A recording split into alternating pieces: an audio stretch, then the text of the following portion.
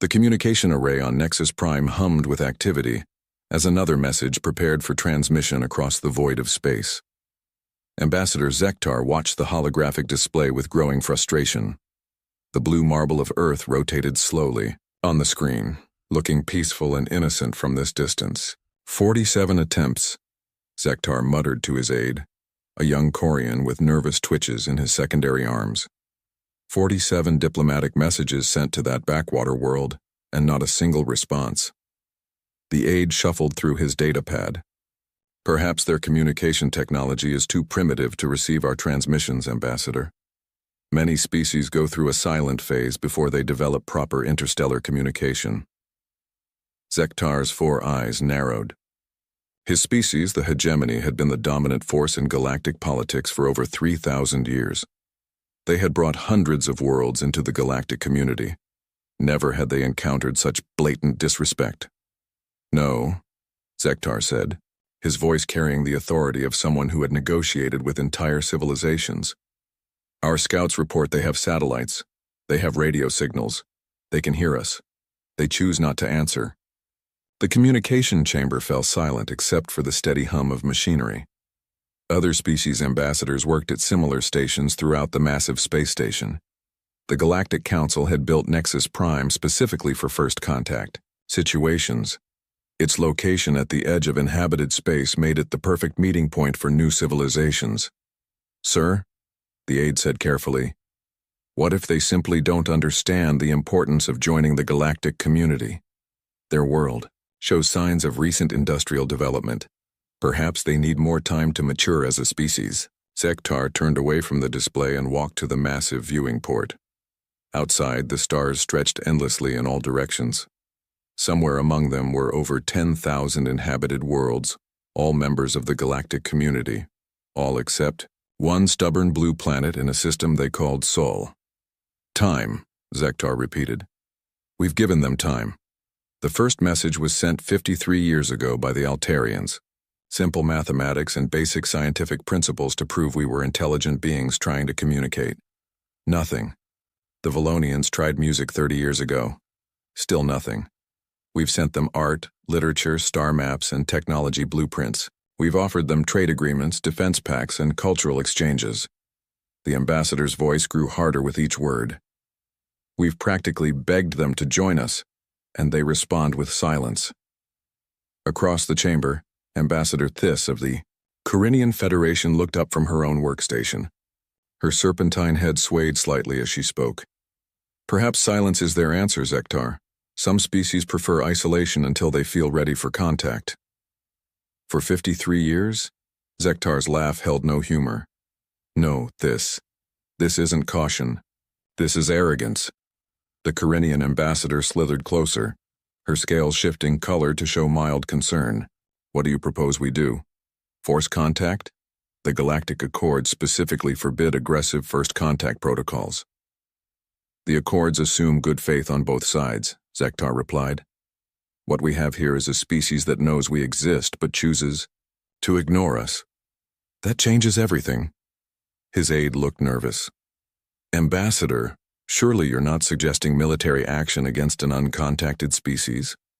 Before Zektar could answer, a new voice entered the conversation. Ambassador Vex of the Crystalline Collective materialized near them, his body shifting between solid and energy states, as his species often did when agitated. Military action might be exactly what's needed, Vex said, his voice carrying the harmonic undertones of his crystal-based physiology. Word of Earth's silence is spreading throughout the galaxy. Other species are beginning to question the authority of the Galactic Council. If we cannot even convince one primitive world to acknowledge us, how can we maintain order among 10,000? Thys coiled herself into a more formal position. You speak of reputation, but what of ethics? These humans haven't threatened anyone.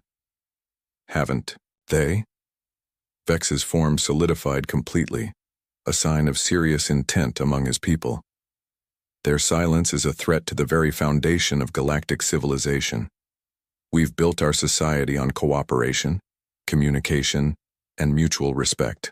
When one world openly defies these principles, it encourages others to do the same. Zektar nodded slowly. The crystalline collective rarely agreed with the hegemony on anything, but this situation was unusual enough to create strange alliances. What do our intelligence reports say about their military capabilities? Zektar asked his aide. The young Korean consulted his data pad again. Minimal, sir. They have chemical rockets that barely reach their own moon. No energy weapons detected. No shield technology. Their largest vessels appear to be crude orbital platforms used for scientific research. Population? Approximately 8 billion individuals concentrated on one world. They show signs of internal conflict. Multiple nation-states with different languages and customs. No unified government. Vex's harmonic laughter filled the chamber. 8 billion individuals who can't even unite their own species, armed with chemical rockets and primitive electronics. And they think they can ignore the combined might of 10,000 civilizations? Ambassador Thiss remained unconvinced. Numbers don't tell the whole story. Some species have qualities that aren't immediately apparent. The Zephyrians appeared primitive until we discovered their telepathic abilities. The stone builders seemed like simple miners until we learned they could manipulate gravity itself. True, Zektar admitted. But our deep scans show nothing unusual about human biology. They're carbon-based, oxygen-breathing mammals with standard neural patterns. No telepathic abilities, no unusual genetic markers, no advanced nanotechnology in their systems. He turned back to the viewing port. They're exactly what they appear to be, a young, aggressive species that hasn't learned the benefits of cooperation. The chamber's main communication console chimed softly. A holographic message appeared in the center of the room, displaying the seal of the Galactic High Council. All ambassadors report to Emergency Session Chamber 7 immediately.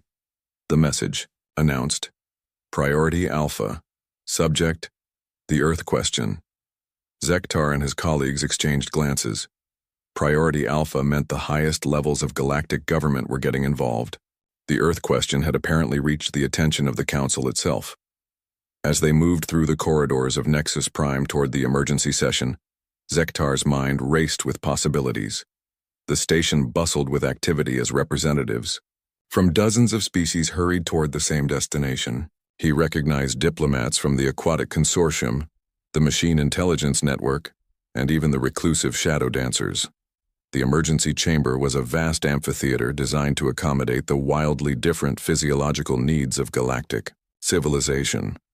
Some species required aquatic environments, others needed high radiation zones, and a few existed primarily as energy patterns. The chamber's advanced technology created perfect microenvironments for each delegation. High Counselor, Marin of the Ancient Ones, called the session to order. Her species was among the oldest in the galaxy, having achieved interstellar travel while most others were still discovering fire. When the Ancient Ones spoke, everyone listened.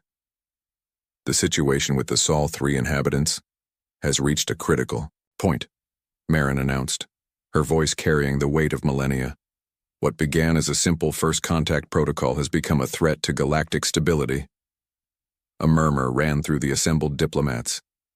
Zektar leaned forward, eager to hear what the Council had decided. Intelligence reports from the past decade show increasing unrest among our member species, Marin continued. The Outer Rim worlds are questioning why they should follow galactic law when Earth openly ignores it. 3 systems have already reduced their Council contributions, citing Earth as an example of independent action. Ambassador Vex stood to address the Council. High Counselor, my delegation has prepared a proposal to resolve this situation definitively. Proceed. The Crystalline Collective, in cooperation with the Hegemony, the Carinian Federation, and 7 other major civilizations, proposes a show of force. Not an invasion, but a demonstration that will make Earth understand their position in the galactic community. The chamber erupted in discussion. Some species supported immediate action while others called for patience. Zektar watched the debate with satisfaction. Finally, someone was taking this situation seriously. High Counselor Marin raised her hand for silence. Details of this proposal? Zektar stood to present their plan. A combined fleet of 500 warships from 12 major civilizations. We surround their system, disable their primitive defensive capabilities, and demand they send representatives to negotiate Earth's entry into the galactic community. And if they refuse? Asked Ambassador Thys. Then we demonstrate why refusal is not an option, Vex replied, his crystalline form pulsing with energy. We disable their orbital infrastructure, their communication satellites, their space-based facilities. We show them what happens when a species stands alone against the galaxy. An elderly representative from the Peaceful Gardens Collective stood slowly. His species was known for their pacifist philosophy and rarely supported military action. This proposal troubles me greatly, he said in his soft, musical voice. We would be attacking a species that has never threatened us, never harmed any galactic citizen, never even communicated with us. Their only crime is silence. Their crime is defiance, Zektar countered. They know we exist. Our long-range scanners detect their telescopes pointed at our worlds. Their radio telescopes search for signals from space. They are aware of galactic civilization and choose to ignore it. Perhaps, the Peaceful Gardens representative said, they are wise to be cautious. Look at us. 500 warships to force one world into submission. Would you eagerly join such a community? The debate continued for hours. Some species argued for patience, others for immediate action. The Machine Intelligence Network presented detailed probability analyses showing various outcomes. The Aquatic Consortium worried about setting precedents for future first contacts. Finally, High Counselor Marin called for order. The vote will be simple. All in favor of the combined fleet proposal? Lights around the chamber began to glow as species cast their votes. Zektar held his breath as the count displayed on the central screen. The number climbed steadily. 200 civilizations, 300, 400. The final tally appeared. 4,247 civilizations in favor, 1,203 opposed, 950 abstaining. The motion passes, Marin announced. The combined fleet will be assembled at staging point Omega within 60 standard days. Earth will be given one final opportunity to respond to diplomatic contact. If they continue their silence, the fleet will proceed to Sol system for what we hope will be a peaceful resolution to the situation. As the emergency session ended and delegates began filing out, Zektar felt a mixture of satisfaction and anticipation. Soon the arrogant humans would learn their place in the galactic order. His aide approached with a worried expression. Ambassador, what if this doesn't work? What if they have some capability we haven't detected? Zektar looked at the display showing Earth one final time.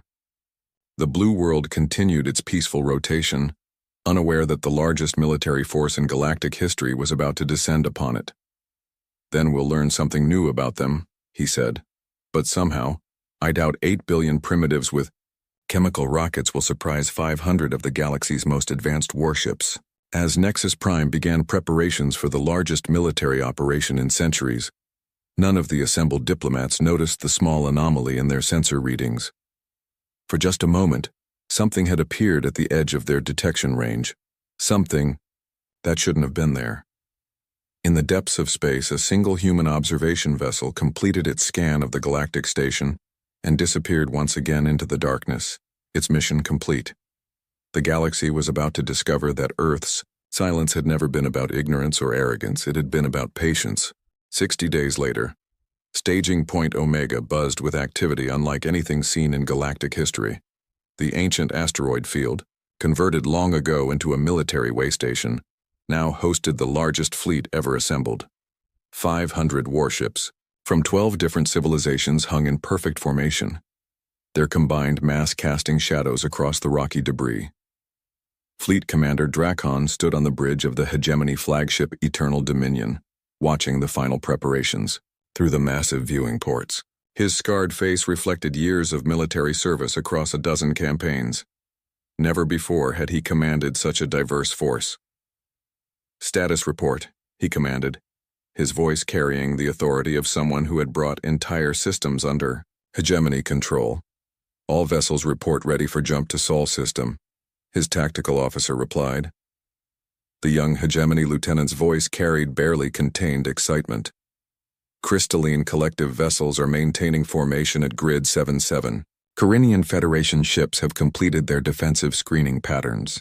Drakon nodded, studying the tactical display that showed every ship in the fleet. The Crystalline Collective contributed 80 vessels, their energy-based technology creating beautiful light patterns as they moved. The Carinian Federation brought 60 sleek ships designed for both space and atmospheric operations.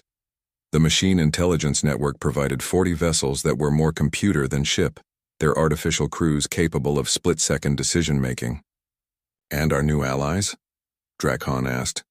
The Aquatic Consortium's 40 ships report all environmental systems stable. The Stone Builders have 30 vessels ready for heavy assault operations. The remaining civilizations have filled out our numbers nicely.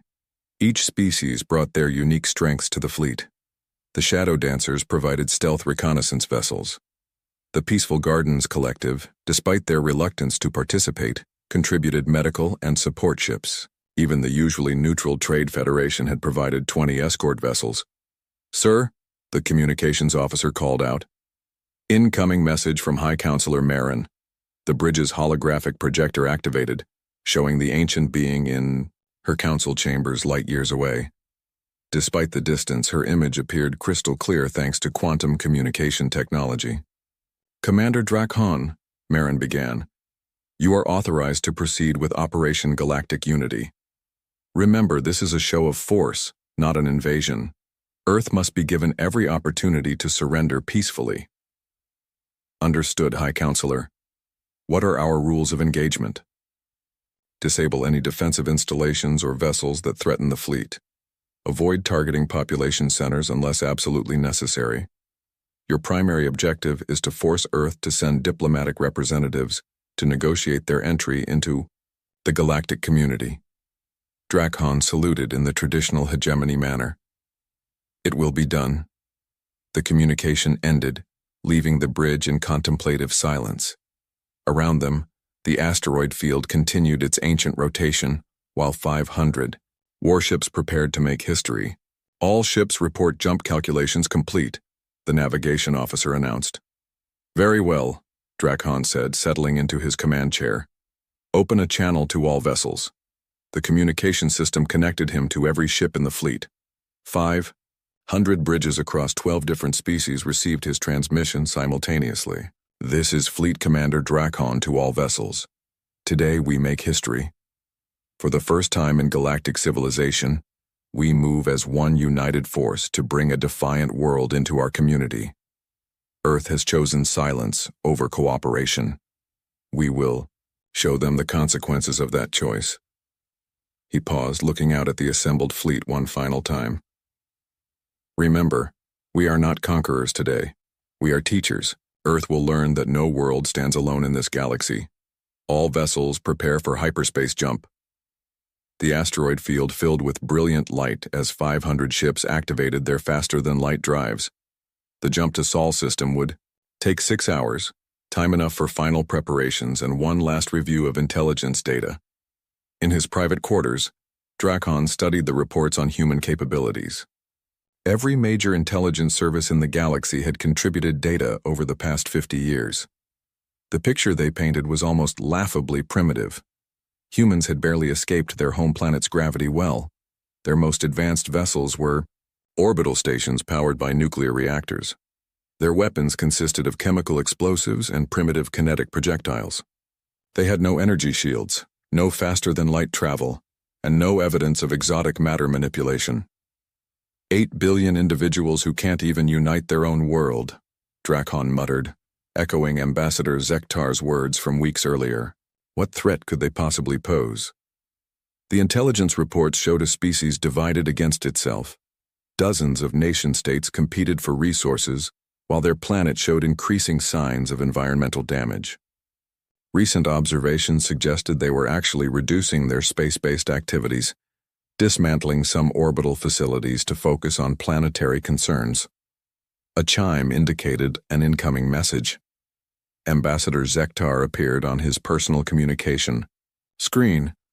"Commander, I wanted to wish you success in this endeavor. The Galactic Council is watching this operation closely." "The fleet is ready, Ambassador. Earth will be given one final chance to respond diplomatically before we demonstrate galactic resolve.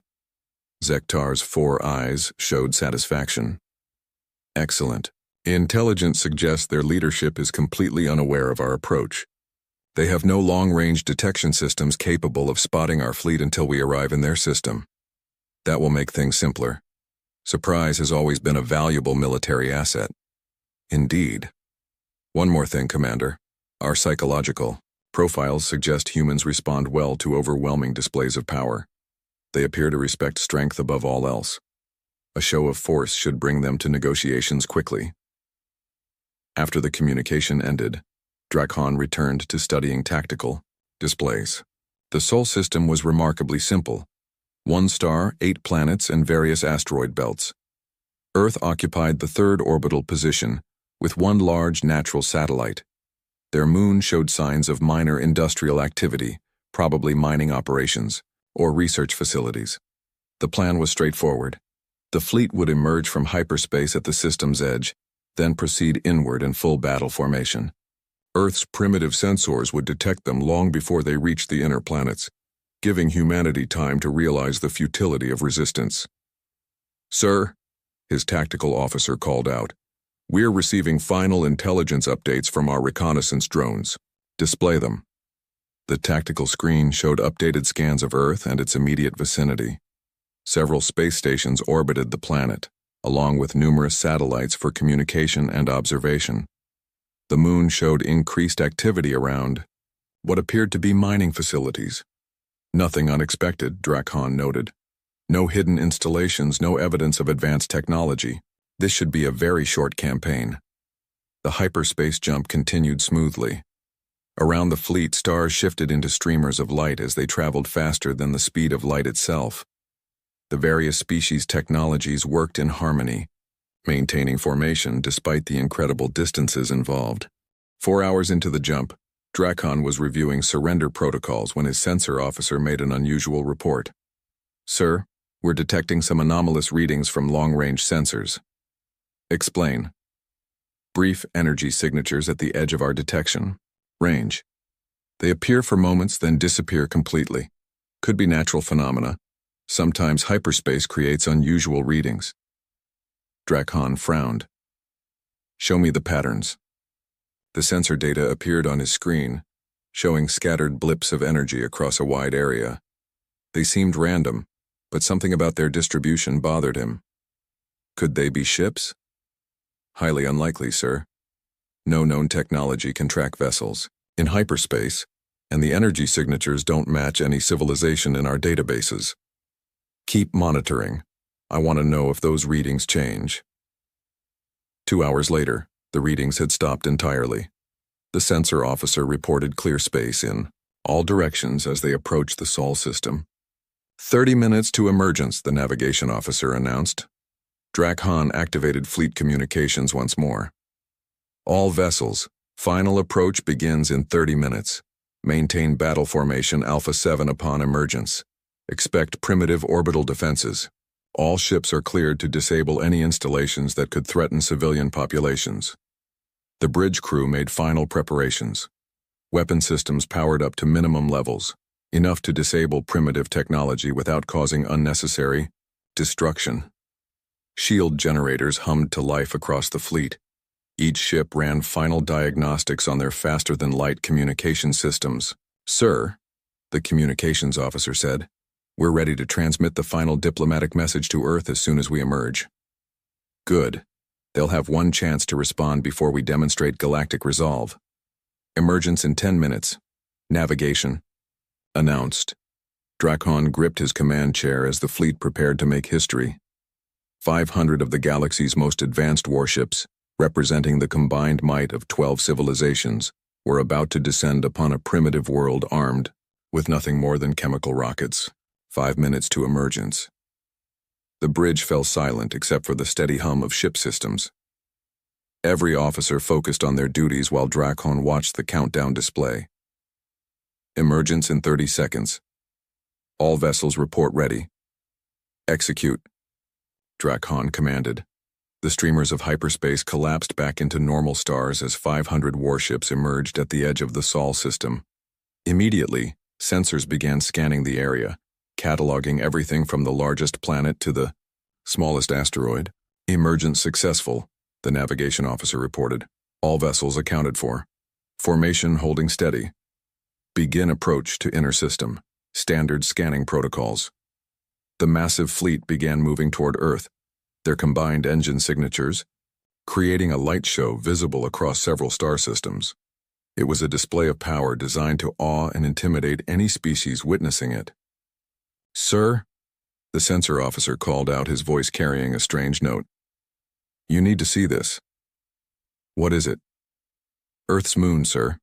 It's not what our intelligence report suggested." The tactical display zoomed in on Earth's natural satellite. What should have been a rocky, crater-covered surface showed something impossible. Massive geometric structures covered the lunar surface, connected by what appeared to be transportation networks. The moon looked less like a natural satellite and more like a giant construction project. "Those structures weren't in any of our reports," Dracon said, studying the display carefully. "Sir, that's not all. I'm detecting massive energy signatures from inside the moon. It appears to be hollow." "Hollow?" "Yes, sir. The gravitational readings suggest the interior has been completely excavated. Whatever they've built in there is generating power signatures unlike anything in our databases." Dracon felt the first stirring of unease. Intelligence failures happened, but missing something this massive seemed impossible. Continue approach. Maintain battle formation. As the fleet moved deeper into the Sol system, more anomalies appeared on their sensors. Asteroids that should have been simple rocks showed signs of artificial modification. Several objects in the outer system appeared to be camouflaged installations of some kind. "Sir," the communications officer announced, "we're receiving a transmission from Earth." "Already?" They responded faster than expected. "Put it through." The bridge's speakers activated, carrying a human voice across the void of space. The words were translated by the fleet's universal communication systems. "Unknown vessels, this is Earth Defense Command. You are approaching a restricted system. State your intentions or prepare to be considered hostile." Dracon exchanged glances with his officers. Earth Defense Command? Their intelligence reports had mentioned no such organization. "Open a channel," he commanded. "This is Fleet Commander Dracon of the Galactic Council. We are here to establish diplomatic contact with your species and discuss your integration into the galactic community." Several seconds passed before the response came. "Fleet Commander, you are not welcome in this system. Withdraw immediately or face the consequences." The bridge fell silent. No species had ever responded to galactic contact with threats. "Consequences," Dracon said into the communicator. "You are facing 500 warships representing 12 civilizations. What consequences could you possibly threaten us with?" The answer came not in words, but in the sudden appearance of objects on every sensor screen across the fleet.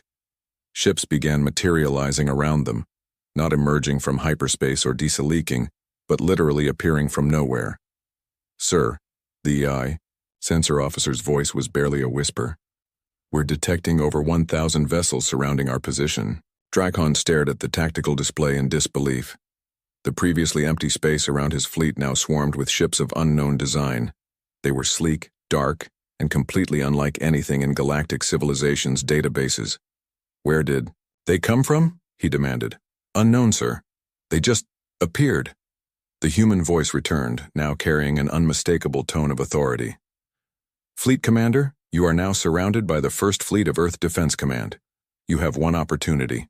To withdraw peacefully, choose wisely." For the first time in his military career, Fleet Commander Dracon found himself staring at an enemy force twice the size of his own. An enemy that had somehow hidden over 1,000 warships from the most advanced sensors in the galaxy. An enemy that had been waiting for them. Admiral Sarah Chen stood on the bridge of the UES Defiance, watching the galactic fleet through her command displays. Around her, Earth's First Fleet maintained perfect formation. Over 1,000 warships that had materialized from seemingly empty space to surround the invaders. "Status report," she commanded. her voice calm despite the historic moment unfolding around them. "All ships report ready for combat operations," replied Commander James Park, her tactical officer. "The Galactic fleet appears to be in complete disarray. Multiple ships are powering weapons and shields, but they're not coordinating their movements." Sarah nodded, studying the alien vessels through her displays.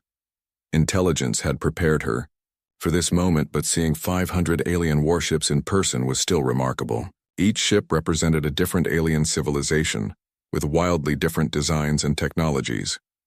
"Communications. Patch me through to the Galactic Fleet Commander. Full broadcast." "Channel open, Admiral." Sarah activated the ship-wide communication system. Her words would reach not only the alien fleet but every human vessel in the system and monitoring stations throughout Earth's growing interstellar network. "This is Admiral Sarah Chen, commanding the First Fleet of Earth Defense Command. Fleet Commander Drakon, you seem surprised by our presence. Allow me to explain." She paused, watching the tactical displays as alien ships continued their confused movements. Some were trying to form defensive formations while others appeared to be calculating jump coordinates for a hasty retreat. "For 53 years, your Galactic Council has sent us messages, diplomatic overtures, trade agreements, invitations to join your community. You interpreted our silence as ignorance or arrogance. You were wrong on both counts." The bridge crew around her worked quietly at their stations. Unlike the visible panic aboard many of the alien ships, Earth's vessels maintained perfect coordination. Every human captain knew exactly what to do. We heard every message. We analyzed every transmission. We studied every piece of data you unknowingly sent us about your civilizations, your technologies, your military capabilities, and your weaknesses. Sarah walked to the main viewing port, where the alien fleet hung in space like trapped insects. "You see, Commander, silence was never about rejecting your invitation. Silence was about preparation."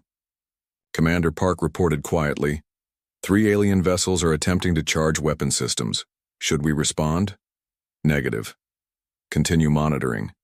If they actually fire, disable them immediately." Sarah returned to the communication channel. "Perhaps you're wondering how over 1,000 human vessels appeared around your fleet without being detected. The answer is simple. We learned from you." She activated a secondary display showing technical readouts. 43 years ago, your crystalline collective sent us detailed information about energy-based matter conversion. You thought you were demonstrating peaceful technology. We weaponized it. On cue, 50 human ships briefly flickered out of existence before reappearing in different positions. The demonstration sent shockwaves through the alien fleet as their sensors registered the impossible movement. 38 years ago, the Carinian Federation transmitted specifications for adaptive camouflage systems. Again, peaceful intentions on your part. We improved upon your design and created true invisibility.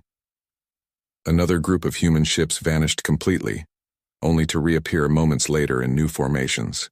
The alien fleet's confusion was evident as they tried to track vessels that could literally disappear at will. 29 years ago, the Machine Intelligence Network shared computational algorithms for coordinated decision-making. We combined their artificial intelligence concepts with human intuition and created something your galaxy has never seen. A true hive-mind network connecting our entire fleet. The demonstration continued as human ships moved in perfect synchronization. Where the alien fleet showed individual ship behaviors and communication delays, Earth's vessels operated as a single organism with thousands of parts. Commander Park leaned closer to Sarah's chair. "Admiral, we're receiving panicked communications between alien ships. Several are requesting permission to withdraw. Their commanders seem to be realizing they're outmatched. Let them talk. Fear is an excellent teacher." Sarah reactivated the general communication channel. "Commander Drakon, you brought 500 warships to intimidate what you thought was a primitive world. Let me show you what human primitives have accomplished." The tactical display shifted to show the Sol system from a wider perspective. What had appeared to be empty space suddenly revealed the true scope of Earth's preparations. Hundreds of additional ships decloaked throughout the system. Asteroid mining facilities revealed themselves to be armed battle stations. What the aliens had thought was increased lunar mining activity was actually the largest shipyard in galactic history. Earth's moon has been completely converted into a military production facility, Sarah continued. Every day for the past 30 years, we've been building ships, training crews, and preparing for this moment. The 1,000 vessels you see around you are just our first fleet. We have 2 more just like it. The silence from the alien fleet was deafening. Sarah could see on her displays that many of their ships had stopped moving entirely, their crews apparently paralyzed by the revelation. But technology is only part of our preparation, Commander. We also studied your politics, your history, your cultures. We know about the hegemony's expansion wars. We know about the crystalline collective's resource conflicts. We know which of your species are allies and which are simply tolerating each other. She activated another display showing detailed intelligence files. We know about your supply lines, your manufacturing capabilities, your population centers, and your military doctrines. While you've been comfortable in your established galaxy, we've been learning everything about you.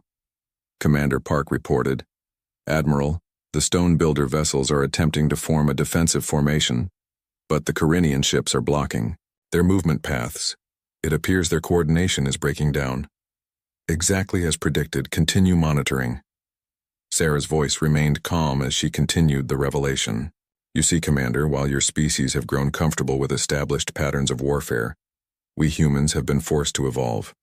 Our entire history is one of conflict, adaptation, and survival. When we finally reached the stars, we brought those lessons with us. The main display showed human ships conducting what appeared to be routine maneuvers, but Sarah knew the alien commanders would recognize advanced tactical formations that shouldn't exist. Your intelligence reports described us as divided and aggressive. You were half right. We are aggressive. But you misunderstood our divisions. What you interpreted as weakness was actually our greatest strength. She paused for effect.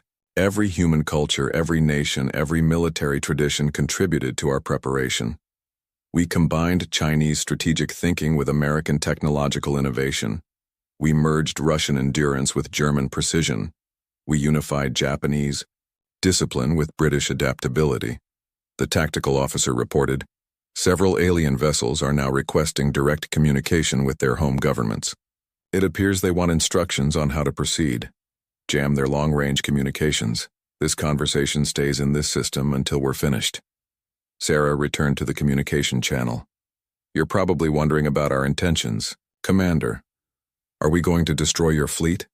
Invade your worlds? Demand your surrender? She walked back to the viewing port, looking out at the confused alien vessels. None of the above.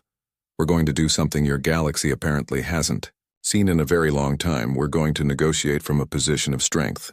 The display shifted to show diplomatic protocols. Earth is prepared to join your galactic community, but not as supplicants begging for acceptance. We'll join as equals, with representation proportional to our capabilities rather than our newcomer status.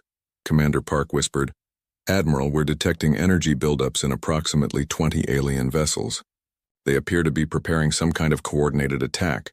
Sarah nodded calmly. Defensive pattern Omega. Target their weapon systems only. Disable, don't destroy. In seconds, Earth's fleet shifted into combat formation. The movement was so smooth and coordinated that it looked like a single organism changing shape. Before the alien ships could complete their attack preparations, precisely targeted energy beams disabled their weapon systems without harming their crews. That was a demonstration of restraint, Commander, Sarah announced. Your 20 ships that attempted to charge weapons are now defenseless but unharmed. This could have ended very differently. The alien fleet's confusion was now complete. Several ships were attempting to retreat while others tried to form defensive positions. The lack of coordination was painfully obvious to anyone watching. See, we learned something else from studying your civilization. You've forgotten how to fight wars. Oh, you're quite good at intimidating primitive species and maintaining order among willing members. But actual combat against an equal opponent, you haven't faced that challenge in centuries. Sarah activated a new display showing historical records. The last major war in your galaxy was over 800 years ago. Since then, you've relied on overwhelming technological superiority and diplomatic pressure. You've grown soft, Commander. The bridge crew continued their work with quiet efficiency. Unlike the visible panic aboard alien ships, human vessels maintained perfect coordination and discipline. We, on the other hand, have never stopped preparing for war. Even during our brief period of space exploration, we were designing weapons, training soldiers, and planning campaigns. When we discovered we weren't alone in the galaxy, we simply expanded our preparations. Commander Park reported, "Admiral, several alien species are now trying to establish individual communication channels with us. It appears their unity is breaking down." Denied. They speak with one voice or not at all. Sarah returned to the communication channel for her final point. "So here's what's going to happen, Commander. Your fleet is going to return to your Galactic Council with our terms. Earth will join your community, but we'll have equal representation and equal rights. No probationary periods, no gradual integration, no learning our place in the galactic order." She paused, letting the words sink in. "In return, we'll share some of our technological innovations and contribute to galactic security. You'll find human ingenuity quite valuable once you get past your preconceptions." The tactical display showed alien ships finally beginning to coordinate their movements, but it was too little, too late. They were surrounded, outgunned, and completely out of their depth. "If you choose to refuse our terms and continue with military action, we'll demonstrate why that would be inadvisable. The 1,000 ships you see around you are just the beginning of our capabilities." Sarah gestured to her communications officer. "Open a channel to Luna Base Command." A new voice joined the transmission, Admiral Chen's counterpart commanding Earth's lunar shipyards. "This is Admiral Rodriguez at Luna Base. We have 1,500 additional vessels ready for deployment. Shall I begin launch procedures?" "Stand by," Sarah replied. She turned back to the alien fleet commander. "Commander Drakon, you have 1 hour to make your decision. Withdraw peacefully and carry our terms to your Galactic Council, or face the consequences of your invasion." The communication channel fell silent. Around them, space held its breath as two civilizations faced each other across the void. The galaxy's established order had just received its first real challenge in nearly 1,000 years, and humanity was just getting started. The negotiation chamber aboard the neutral vessel. Harmony floated in the space between the two fleets. Earth had provided the ship as a gesture of goodwill, though Fleet Commander Drakon suspected it was also a demonstration of human technological capabilities. The vessel itself was a marvel, larger than many space stations equipped with perfect environmental controls for dozens of different species. Admiral Sarah Chen sat across from the assembled alien representatives. Her calm demeanor, a stark contrast to the nervous energy radiating from the galactic delegation. Ambassador Zektar shifted uncomfortably in his specialized chair, his 4 eyes darting between the human admiral and the data displays showing Earth's fleet positions. "Before we discuss terms," Sarah began, her voice carrying the quiet authority that had impressed even the alien diplomats, "I believe you deserve to understand exactly what you're dealing with. The galaxy has operated under certain assumptions about Earth that are entirely incorrect." She activated a holographic display in the center of the chamber. The image showed Earth as it appeared from space, a blue marble dotted with clouds and continents. "You assumed we were primitive because we didn't respond to your communications. In reality, we've been monitoring your civilization for over 130 years. The image shifted to show historical footage, humans with early telescopes, then radio telescopes, then more advanced scanning equipment. Ambassador Vex, his crystalline form pulsing with agitation, spoke up. "Impossible. Our first contact with your system was only 53 years ago." Sarah smiled. "Your first official contact, yes, but we detected your civilization long before that. The first human observation of artificial energy signatures from the direction of your core worlds occurred in 1887, by your calendar. We've been watching you ever since." The holographic display showed a timeline of human space observation.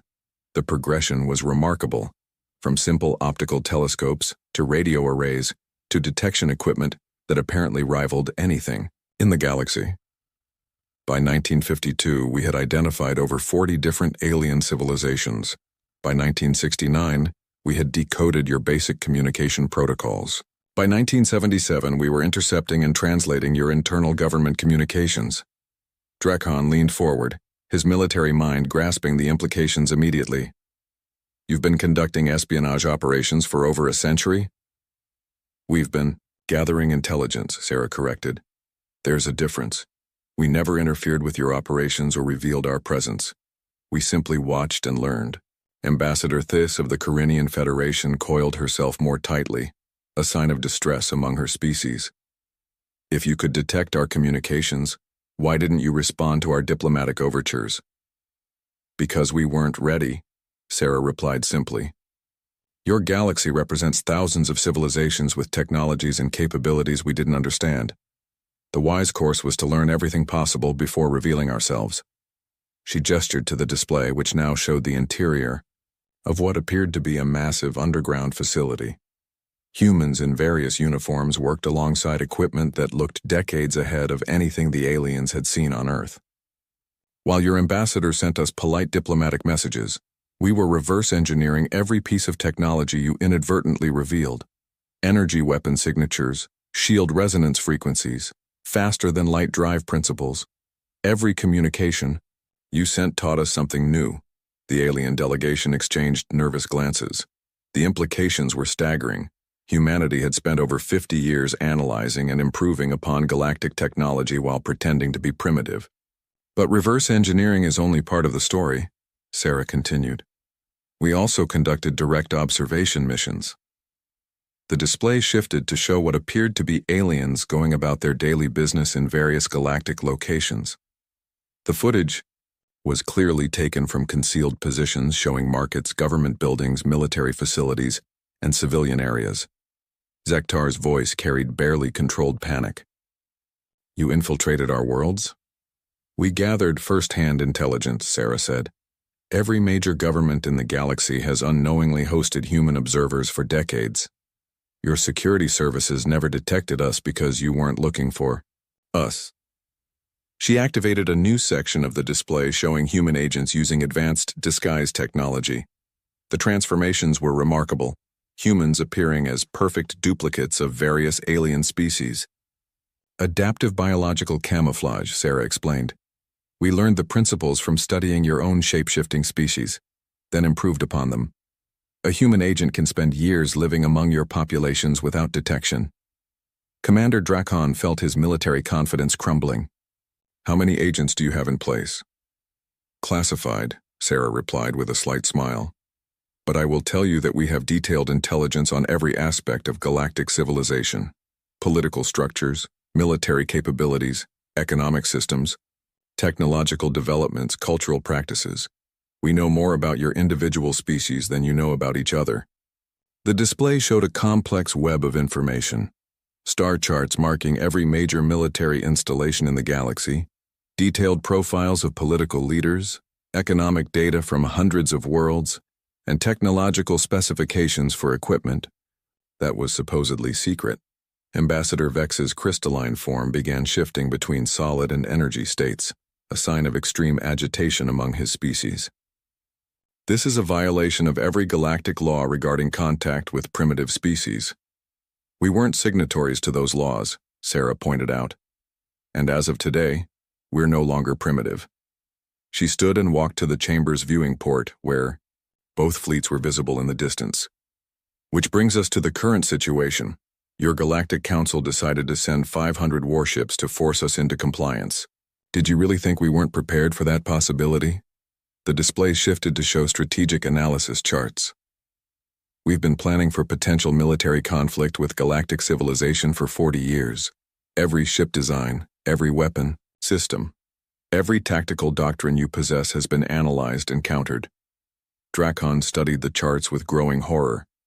The humans had identified weaknesses in galactic military thinking that his own strategists had never considered.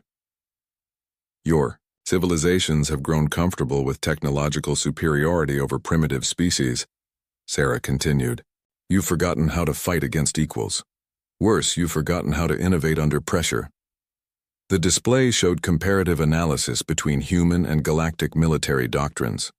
The differences were striking, where galactic forces relied on established patterns and overwhelming firepower. Human strategies emphasized adaptation, deception, and precision strikes. "Take your current fleet composition," Sarah said, gesturing toward the alien vessels visible through the viewing port. 12 different species, each with their own communication protocols, command structures, and tactical preferences. In theory, this represents combined strength. In practice, it's a coordination nightmare. She activated a recording of communications between alien ships during their arrival in the Sol system. The confusion and contradictory orders were painfully obvious to anyone listening. Your fleet commanders couldn't agree on basic formation patterns. Your species' natural tendencies toward individual action override your cooperative strategies under stress. We predicted this weakness decades ago. Ambassador, Theiss spoke carefully. You seem to have planned for war rather than peace. We planned for survival, Sarah corrected. When you're outnumbered 10,000 to 1, you don't survive by hoping the other side will be reasonable. You survive by being better prepared than they are. The display showed the true scope of human preparation: hidden bases throughout the Sol system, advanced manufacturing facilities, training centers that had been producing soldiers and officers for decades. Every human child learns about galactic civilization in school, Sarah explained. We've been preparing our species for this contact for 3 generations. While your species assumed we were ignorant primitives, we were building the most advanced military force the galaxy has ever seen. She returned to the conference table and activated a new display showing human technological innovations. You shared your knowledge with us inadvertently. We took that knowledge and improved upon it. Adaptive camouflage became true invisibility. Energy manipulation became matter conversion. Artificial intelligence became collective consciousness. The demonstration showed human technology in action. Ships phasing in and out of reality. Weapons that bypassed known defensive systems. Coordination that approached telepathic levels of precision. But our greatest advantage isn't technological, Sarah continued. It's psychological. Your species have forgotten what it means to fight for survival. You've grown comfortable, secure in your dominance over less advanced civilizations. She gestured toward the viewing port again. Humans have never forgotten. Our entire history is warfare, competition, and survival against impossible odds. When we finally reached the stars, we brought those instincts with us. Drakon finally found his voice. What do you want from us? Respect, Sarah replied immediately. Your Galactic Council assumed you could force us into submission through superior numbers. That assumption was based on dealing with primitive species who had no choice but to submit. She activated a final display showing the terms of human integration into galactic society. Earth will join your galactic community as an equal partner. We want representation on the Galactic Council proportional to our military and technological capabilities, not our status as a new member. We want access to galactic markets and knowledge exchange on equal terms. Ambassador Zektar studied the terms carefully. And if we refuse? Sarah's expression didn't change, but the temperature in the room seemed to drop several degrees. Then you'll learn why humanity spent 50 years preparing for this moment, instead of 50 years seeking your approval. She activated a tactical display showing the positions of all human forces in the system. The scope was breathtaking. Thousands of vessels, defensive installations throughout the asteroid belt, and the massive lunar shipyard producing new vessels every day. This is just our home system, ambassadors. While you've been comfortable in your established territories, we've been expanding into the galaxy. We have advanced bases in 17 different systems. We have observation posts monitoring your major trade routes. We have contingency plans for every possible conflict scenario. The alien delegation sat in stunned silence as the full scope of human preparation became clear. You have 2 choices, Sarah concluded. Accept us as equals and benefit from human innovation and determination, or try to force us into submission and learn why that's impossible. She stood and moved toward the chamber exit. I'll give you 1 hour to discuss this among yourselves. When I return, we'll either be negotiating as equals or demonstrating why. You should have treated us as equals from the beginning. As the chamber door closed behind Admiral Chen, the alien representatives sat in shock. Everything they thought they knew about humanity, about first contact, about primitive species, about galactic superiority, had just been revealed as dangerous illusions. In the space outside, two fleets faced each other across the void. But only one side truly understood what they were facing. The galaxy was about to change forever. "We planned for survival," Sarah corrected. "When you're outnumbered 10,000 to 1, you don't survive by hoping the other side will be reasonable. You survive by being better prepared than they are." The display showed the true scope of human preparation. Hidden bases throughout the Sol system, advanced manufacturing facilities, training centers that had been producing soldiers and officers for decades. "Every human child learns about galactic civilization in school," Sarah explained. "We've been preparing our species for this contact for 3 generations. While your species assumed we were ignorant primitives, we were building the most advanced military force the galaxy has ever seen." She returned to the conference table and activated a new display showing human technological innovations.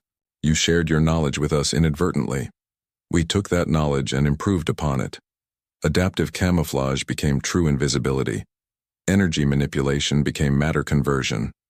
Artificial intelligence became collective consciousness." The demonstration showed human technology in action. Ships phasing in and out of reality. Weapons that bypassed known defensive systems. Coordination that approached telepathic levels of precision.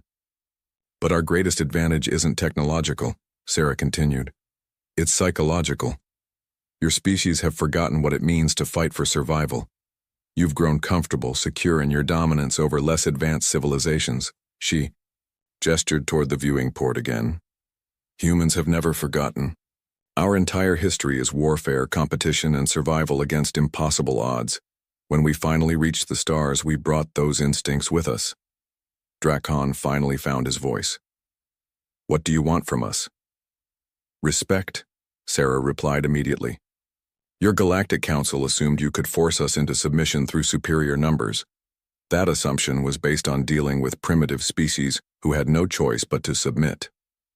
She activated a final display showing the terms of human integration into galactic society. "Earth will join your galactic community as an equal partner. We want representation on the Galactic Council proportional to our military and technological capabilities, not our status as a new member. We want access to galactic markets and knowledge exchange on equal terms." Ambassador Zektar studied the terms carefully. "And if we refuse?" Sarah's expression didn't change, but the temperature in the room seemed to drop several degrees. "Then you'll learn why humanity spent 50 years preparing for this moment, instead of 50 years seeking your approval." She activated a tactical display showing the positions of all human forces in the system. The scope was breathtaking. Thousands of vessels, defensive installations throughout the asteroid belt, and the massive lunar shipyard producing new vessels every day. "This is just our home system, ambassadors. While you've been comfortable in your established territories, we've been expanding into the galaxy. We have advanced bases in 17 different systems. We have observation posts monitoring your major trade routes. We have contingency plans for every possible conflict scenario." The alien delegation sat in stunned silence as the full scope of human preparation became clear. "You have 2 choices," Sarah concluded. "Accept us as equals and benefit from human innovation and determination, or try to force us into submission and learn why that's impossible." She stood and moved toward the chamber exit. "I'll give you 1 hour to discuss this among yourselves. When I return, we'll either be negotiating as equals or demonstrating why you should have treated us as equals from the beginning." As the chamber door closed behind Admiral Chen, the alien representatives sat in shock. Everything they thought they knew about humanity, about first contact, about primitive species, about galactic superiority, had just been revealed as dangerous illusions. In the space outside, 2 fleets faced each other across the void. But only one side truly understood what they were facing. The galaxy was about to change forever. The great assembly chamber on Nexus Prime had never seen such tension. Representatives from over 4,000 civilizations filled the vast amphitheater, their various forms creating a symphony of colors, sounds, and energy patterns. At the center of it all sat Admiral Sarah Chen, flanked by a delegation of humans who seemed remarkably calm, considering they were facing the combined political power of the galaxy. High Counselor Marin called for order, her ancient voice carrying the weight of millennia. The emergency session of the Galactic Council will now address the terms presented by the species known as humanity. The chamber fell silent. Around the amphitheater, representatives who had never imagined facing an equal opponent in their lifetimes now stared at the humans who had fundamentally altered galactic politics in a matter of days. Admiral Chen, Marin continued, please, present your final terms for Earth's integration into galactic society. Sarah stood, her movement fluid and confident. She had spent decades preparing for this moment, and it showed in every gesture. High Counselor, honored representatives of the galactic community, Earth's terms are simple and non-negotiable. We seek membership in this council with full voting rights, representation proportional to our demonstrated capabilities, and equal access to all galactic institutions. A murmur ran through the assembled delegates. The Outer Rim Coalition's representative, a being resembling a crystalline tree, spoke first. Admiral, your species has been spacefaring for less than a century. Traditional protocol requires new members to undergo a probationary period of at least 200 years. Sarah's smile held no warmth. Traditional protocol assumes new members. Are primitive species grateful for acceptance? As recent events have demonstrated, that assumption no longer applies. She activated a holographic display in the center of the chamber. The image showed the Sol system as it currently existed, transformed beyond recognition from the simple planetary system the galaxy thought they knew. While you debated our worthiness, we built this, Sarah announced. 17 major military installations, 4 shipyards producing vessels that surpass anything in your current fleets, and defensive networks that make our system effectively impregnable. The display shifted to show activity throughout human-controlled space. Ships moved between systems with precision that suggested capabilities far beyond what the galaxy possessed. We also established forward bases in 43 star systems across galactic space. Every major trade route, every strategic system, every choke point in your transportation network is now monitored by human installations. The chamber erupted. In shocked conversations, representatives began consulting their own intelligence services, demanding to know how such extensive human expansion had gone undetected. Ambassador Zektar of the Hegemony stood, his 4 eyes blazing with indignation. This is an act of war. You've invaded sovereign galactic territory. We've established observation posts in unclaimed systems, Sarah replied calmly. Systems your own surveys classified as uninhabitable or strategically unimportant. We found them quite suitable for our purposes. She gestured to the display, which now showed detailed maps of human expansion. The scope was breathtaking. Humanity had quietly established a presence throughout the galaxy while maintaining the illusion of being confined to their home system. But expansion is only part of our preparation, Sarah continued. We've also been improving upon galactic technology at a rate your civilizations haven't seen in centuries. The display showed side-by-side comparisons between standard galactic equipment and human innovations. The differences were stark. Where galactic technology emphasized stability and established patterns, human designs pushed boundaries and explored new possibilities. Your energy weapons operate at fixed frequencies. Ours adapt in real time to overcome defensive systems. Your shields provide protection against known threats. Ours evolve to counter new attack patterns. Your communication networks rely on established protocols. Ours create new pathways as needed. Fleet Commander Drak Han, present as a military observer, couldn't contain himself. You've had access to our technology for decades. This isn't innovation, it's theft. Sarah turned to face him directly. Commander, when your civilization freely broadcasts technical specifications to primitive species, can you really claim theft when those species prove intelligent enough to understand and improve upon your designs?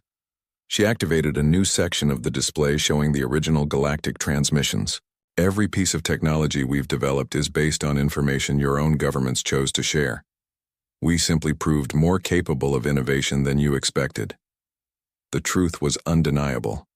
For decades, the galaxy's major powers had sent increasingly detailed technical specifications to Earth, hoping to demonstrate their superiority and encourage human submission.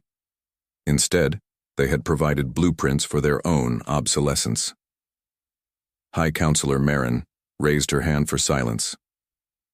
Admiral Chen, your species' capabilities are impressive, but capability alone does not determine Council membership.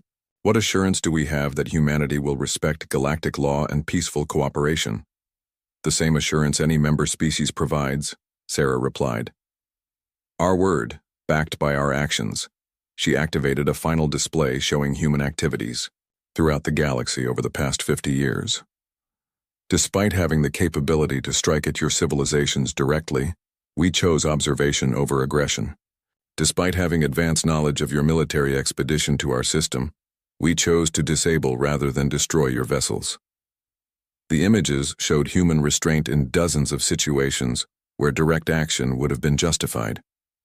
We could have revealed ourselves at any time by demonstrating our superiority over your species. Instead, we chose to wait until you forced a confrontation. Ambassador Vex of the Crystalline Collective pulsed with nervous energy.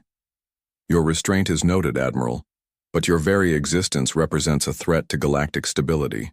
How can we trust a species that has spent decades conducting espionage operations against us? How can you not? Sarah countered. We've had access to your most sensitive information for half a century. If we intended harm, would we have waited until now to act? She gestured toward the assembled representatives. Every government in this chamber has unknowingly employed human agents. We've had access to your military installations, your research facilities, your political discussions. If we were your enemies, this conversation would be pointless. You would already be conquered. The chamber fell silent as the implications sank in. Humanity hadn't just demonstrated superior military capability. They had revealed that galactic security had been an illusion for decades.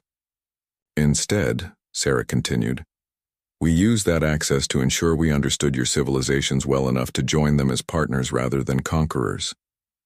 We studied your histories, your cultures, your values. We learned what we needed to learn, to be worthy members of your community.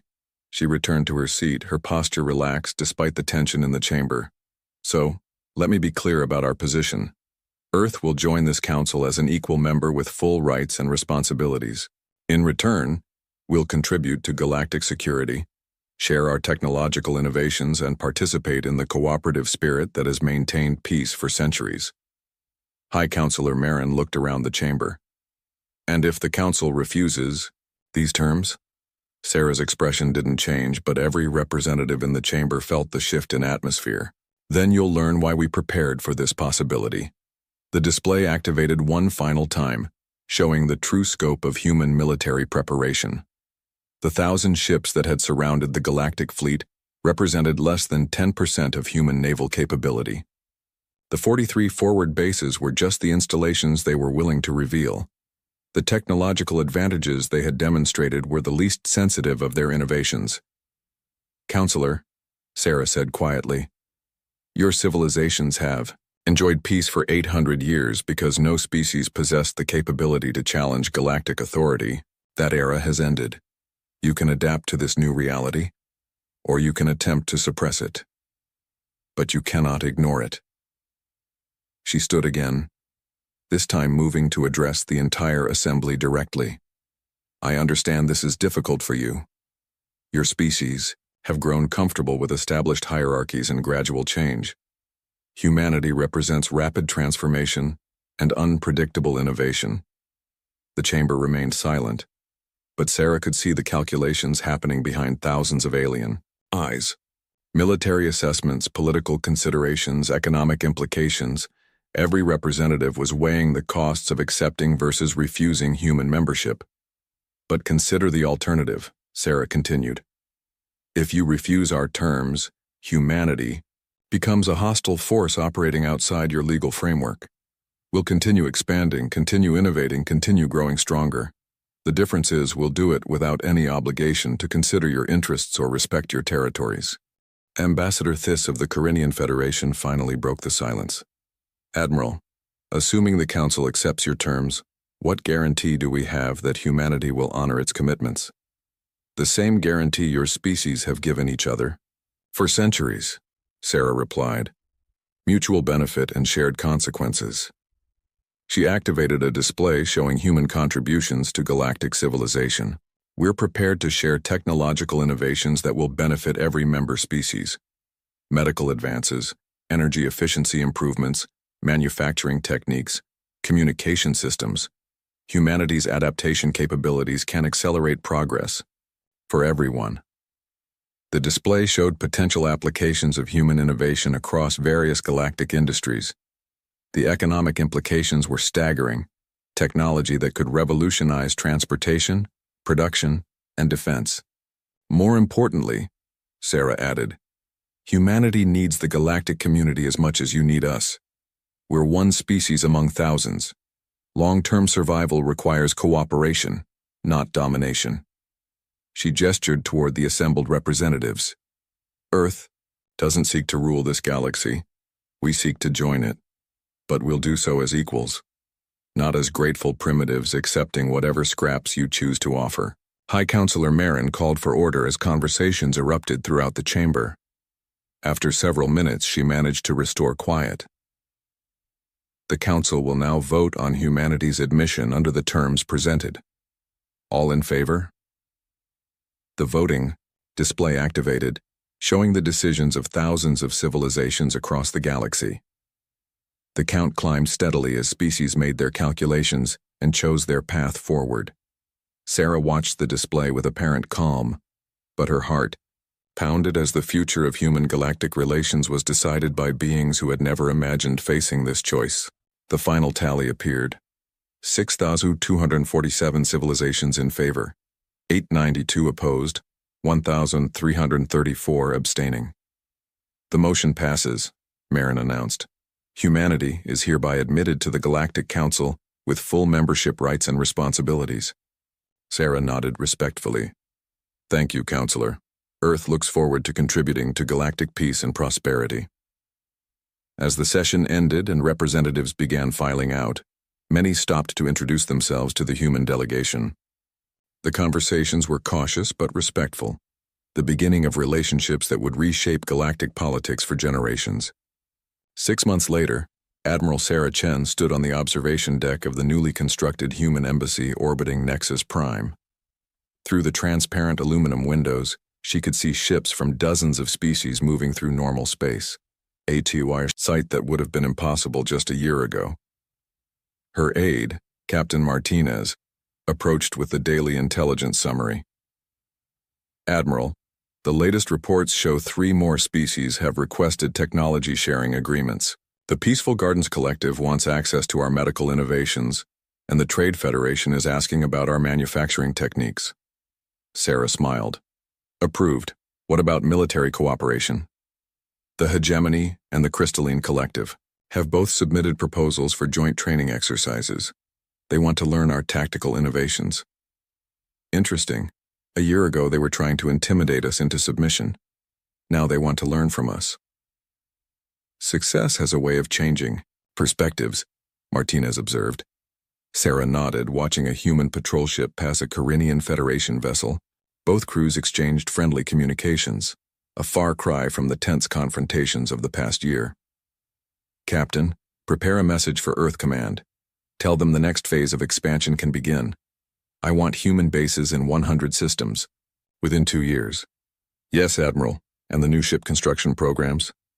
Approved. If we're going to be galactic peacekeepers, we need the tools for the job. As Captain Martinez left to carry out his orders, Sarah remained at the viewing port.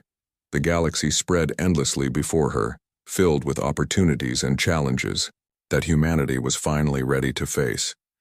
The age of human isolation was over. The age of human expansion had just begun. Outside the embassy, the galaxy continued its ancient dance of civilizations. But now, for the first time in millennia, That dance included a species that had earned their place not through gradual acceptance but through demonstrated strength. Earth had ignored every galactic meeting and answered with 1,000 warships. The response had changed everything.